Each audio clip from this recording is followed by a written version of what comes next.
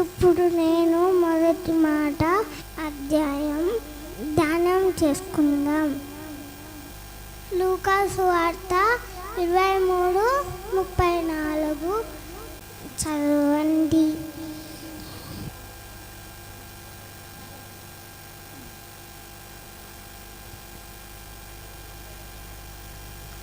ఈరోజు good Friday సందర్భంగా యేసుక్రీస్తు మన కోసం, మన పాపాల కోసం చనిపోయిండు. అందుకే మనకు మంచి శుక్రవారం. మన పాపాల కోసం యేసయ్య మరణించిండు. తండ్రి, వీరేమి చేయుచున్నారో వీరెరుగరు గనుక వీరిని క్షమించుము. ఎవరిని క్షమించాడు యేసయ్య?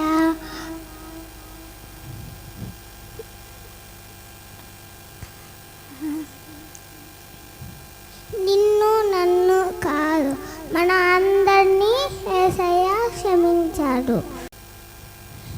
ఇప్పుడు ఎవరైనా మనల్ని కొడితే మనం కొట్టాం కదా. కానీ యేసయ్య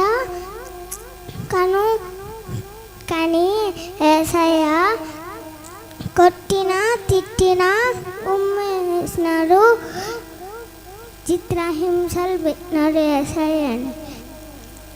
అయినా కూడా యేసయ్య వాళ్ళని దీవించాడు, క్షమించాడు.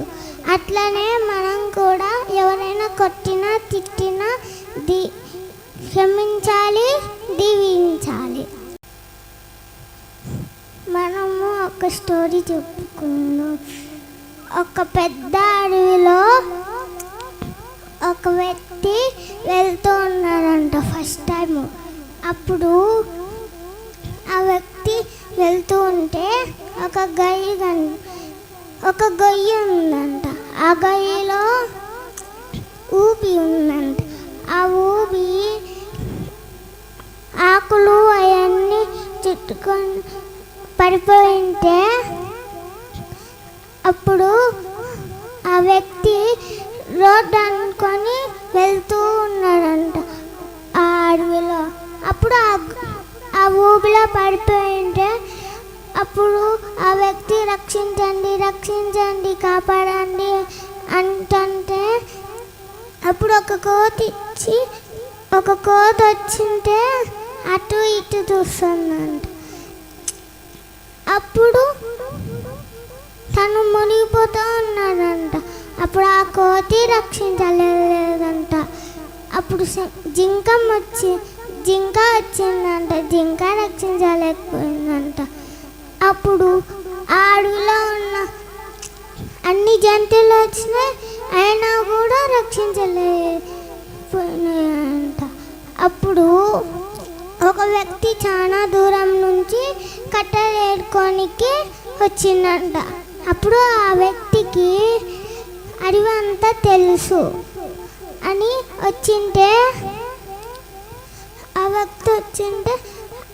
అప్పుడు ఆ వ్యక్తి గొయ్యిలో గొంతు వరకు మునిగిపోయిందంట. ఇంకా ఆ వ్యక్తి వచ్చేటప్పుడు రక్షించండి, రక్షించండి అంటుంటే ఆ కట్టెలు ఏరుకునే వ్యక్తి వచ్చి చెట్టు కొమ్మని స్పీడ్గా నరికేసిందంట. అప్పుడు ఆ గొయ్యిలో పడిపోయే వ్యక్తికి ఆ చెట్టు కొమ్మని అందించింటే కొంచెం పైకి లాక్కుంటా ఆ గొయ్యిలో నుంచి బయటకు వచ్చేసిండు. ఒక మనిషిని కాపాడడానికి ఇంకో మనిషి మనకు సహాయం చేయాలి. మనం కూడా అట్లనే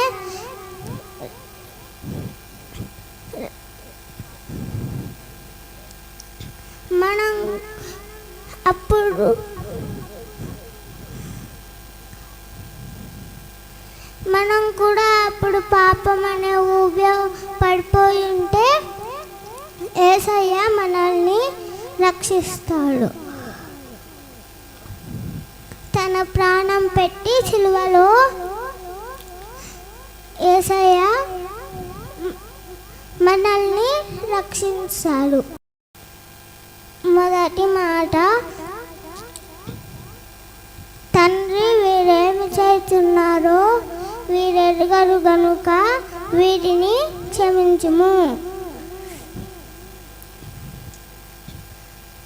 అని యేసయ్య సిలువలో మొదటి మాట మాట్లాడాడు. మనం కూడా అలాగే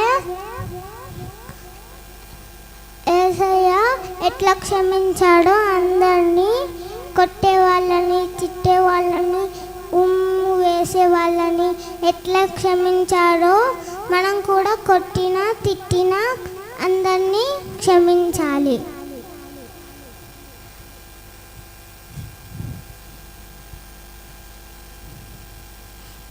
ఈ చిన్న వాక్యంని దేవుడు దీవించును గాక.